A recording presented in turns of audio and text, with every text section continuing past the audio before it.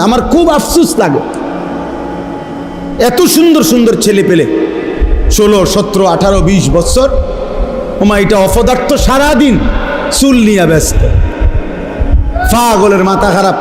চুল এটারে হারা দিন এরম করে কীর্তি তুই,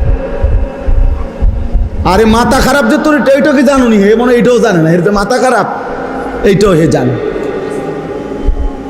সেইটাও জানে না, কি করা উচিত এটাও জানে না, দুনিয়াও বোঝে না, আখিরাত তো বুঝেই না।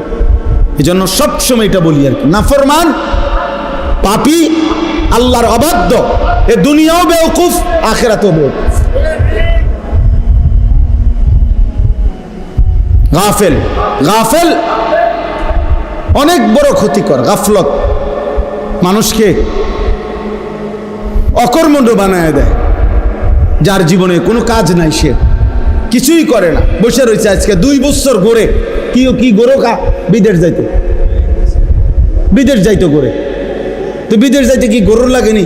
বিদেশ কি বাংলাদেশের ভিতরে নি? তুই গরো কা, বিদেশ তো বিদেশের জায়গায় না, এ ঘুরতেছে, কোনো কাজ নেই, শুধু মোবাইল টিপে আর এই বন্ধুদের সাথে আড্ডা।